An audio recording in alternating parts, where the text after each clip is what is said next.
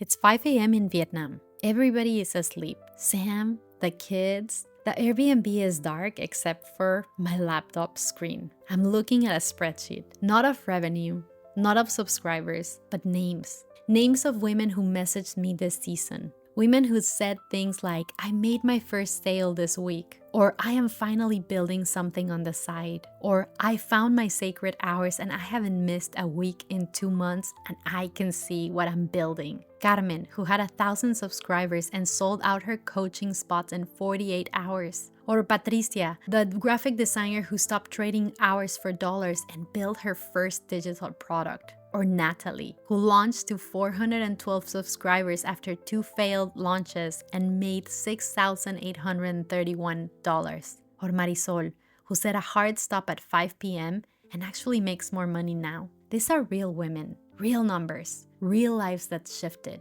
And I'm sitting here scrolling through these names and I start crying. Not because I'm sad, but because I remember when this was just a whisper, a prayer I prayed in a tiny apartment in Beijing 15 years ago. God, let me teach women like me your vision for the world, your plan for their lives, the Bible, and digital business. Women who felt stuck, women who know they were made for more but can't see the path. And today I look at the path with 24 episodes and women who are walking in it. Today is the last episode of season 2.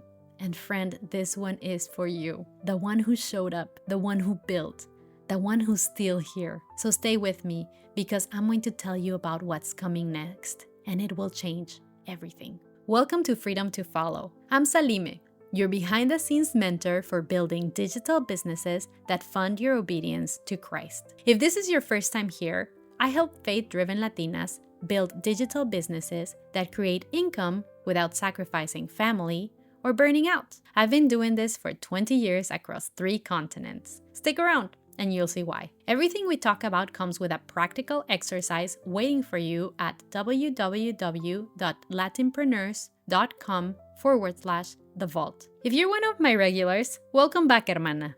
This is a big one, so let's get into it. Now, before I say anything else, I need to say this. This episode is not about me. This episode is about you. You who pressed play on episode 1, not knowing what this was. You who came back the next week and the next and the next. You who found your sacred hours in episode 5 and actually protected them. You who filled out the offer direction sheet of episode 6 and realized you already had something to sell. You who'd stopped building on rented land after episode 12 and started your email list. You who ran the numbers on the 75% rule and realized freedom was closer than what you thought. I know who's listening right now, and I need to tell you what I see. I see the women who came into this season already knowing a few things about digital businesses. Maybe you had a side project. Maybe you'd taken a course before but had never finished. Maybe you've made a few sales but had no system. You weren't starting from zero in knowledge. You were starting from zero in belief. And that's what changed. I have watched it happen in real time. Women in the vault who went from, I think I could maybe do this, to I am doing this. Not with millions of followers, not with venture capital, not with some overnight viral moment, but with 3, 4, 5 weeks, hours of work, with one email list, with one offer, with systems and not hustle. Maria started with 100 email subscribers, 100, and she made over 2,600 in 1 week. Not because she was special, but because she followed the framework and it did work. Carmen, who had 1,200 subscribers and sold out her coaching in 48 hours. She didn't have a massive audience, she had trust, she had a runway, she had relationships. Or Patricia, the freelance graphic designer who has been trading hours for dollars for 8 years. And she did the sacred hours exercise and she found time. She built her first digital product, who's now earning her money while she sleeps. Not a figure of speech, literally. Orders are coming in at 3 a.m. And all these friends that are building, who are telling me what they're building, whom I'm seeing them build. These aren't fairy tales. These are women in the vault right now. Women who are in the Latinpreneurs community, women who did the exercises, showed up week after week and built something real. And there are dozens more that I haven't named. women who have messaged me, and more that have not messaged me yet, but who are quietly building, quietly shifting, quietly becoming free. If that's you, I see you.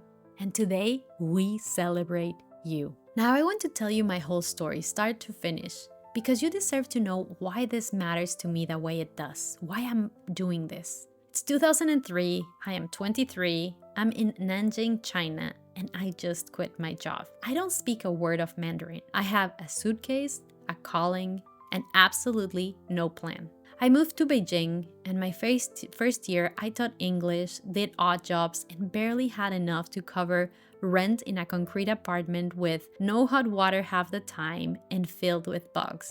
I sit on my bed at night counting yuan, wondering if I just made the biggest mistake of my life. Because I was there because I believed God was asking me to go, and I went. And then I saw a gap, Latin American companies wanting to do business in China, but there was no bridge.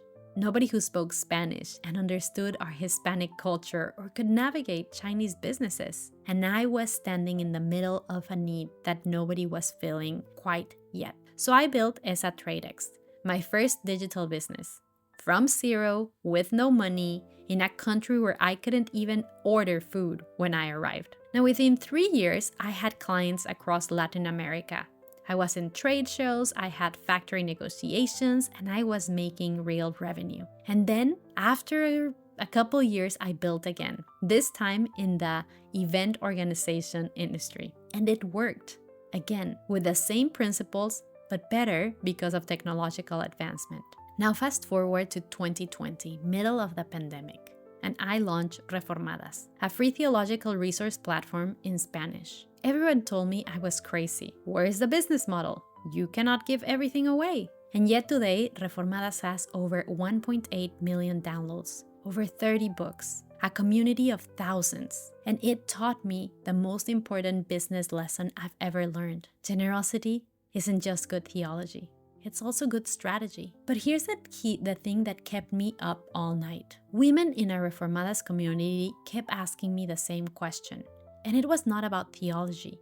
It was about provision. How do I fund the ministry I feel called to do? How do I create income and have time? How do I build something when I don't know when to start? A pastor's wife in Guatemala who wanted her husband to go full time, but they couldn't afford it. A worship leader in Texas who was burning out between her day job and her church. A woman in Colombia who felt called to missions but was chained to a desk 50 hours a week. They did not need another book, though Reformadas is still publishing and reaching with the biblical Jesus. But they were asking a different question. They needed a path to economic freedom so that they could actually follow where God was leading. That is why Latinpreneurs exist. And right now, as I record this in Vietnam, while my kids sleep in the next room, while the vault runs automatically, while the emails go out, while systems serve women 24 hours a day, I'm living the thing I teach. Not perfectly, not without hard days,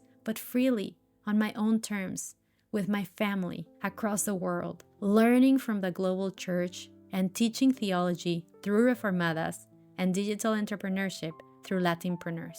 Man, what a grace. But here's what I need you to understand, friend. This is not just about digital business. When I look at the women in this community and I see them building, I don't just see revenue numbers.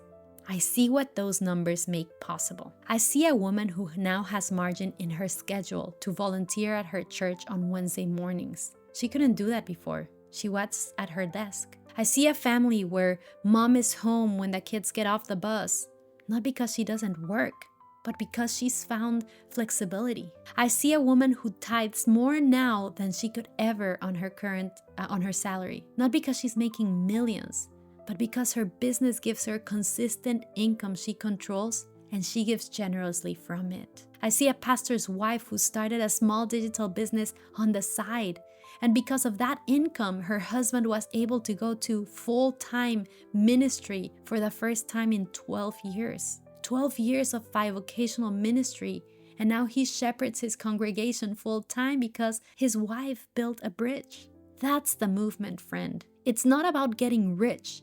I need you to hear me say that. It's not about you getting rich. It's about mobility, economic mobility, geographic mobility, the freedom to move when God says move, to give when God says give, to go when God says go.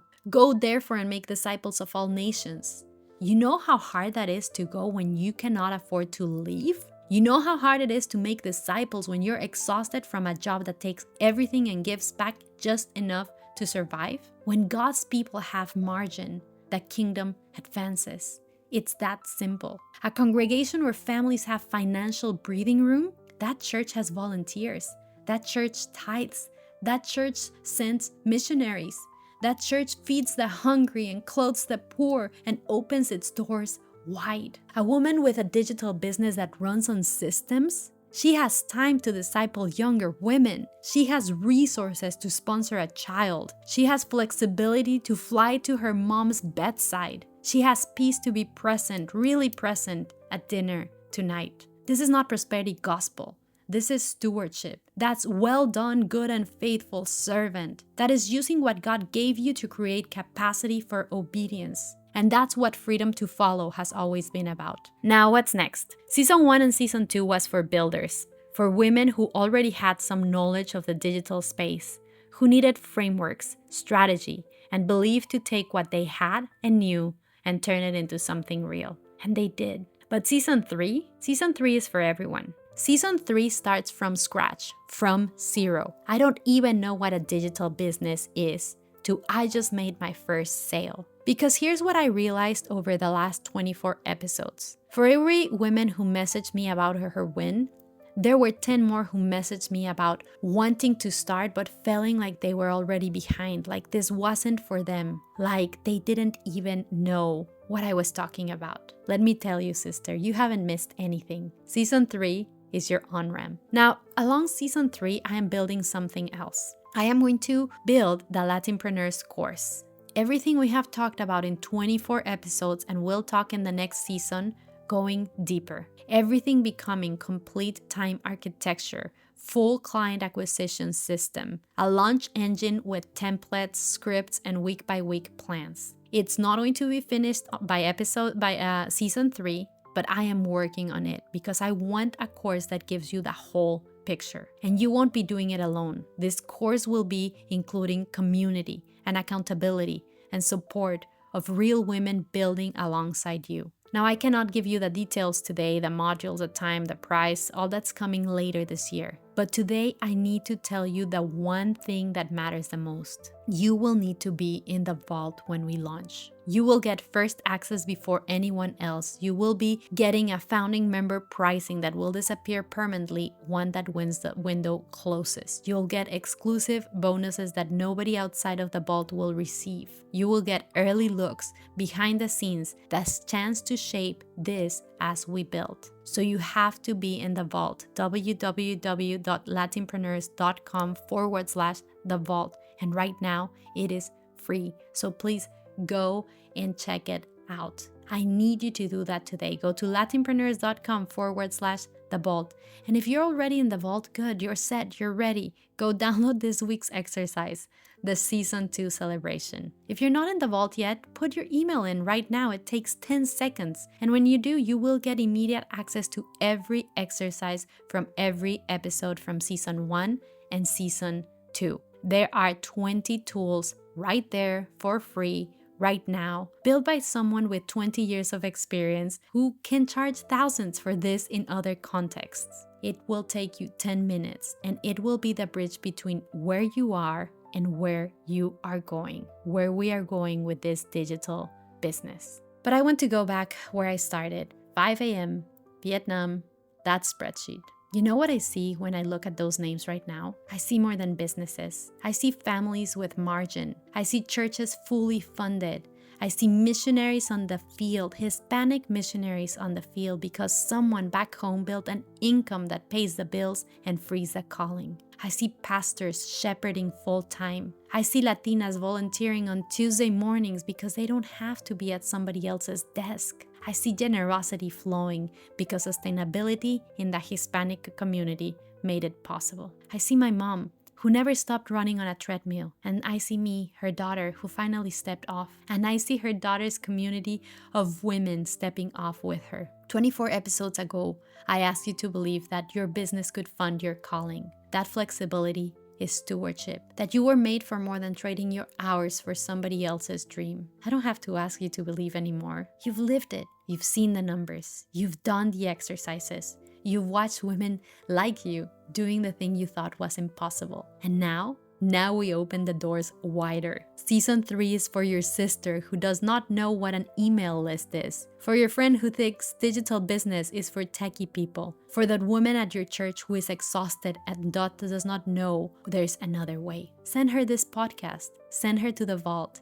Tell her that season 3 starts from scratch. Tell her that she's not behind. She's right on time. Because that's the movement. Not just building. You bringing others along. Economic mobility. Geographic mobility. The freedom to follow wherever God leads because your income makes it possible. That's what freedom looks like, hermana. Not hustle. Not grinding 24/7. Systems that serve people while you actually live your life. And a community that builds together. This has been season 2 of Freedom to Follow. And I am so grateful that you were here. Get in the vault if you're not already there. latinpreneurs.com/the vault and be ready for what's coming. This is Alime, and I'll see you in season 3 of Freedom to Follow. Goodbye.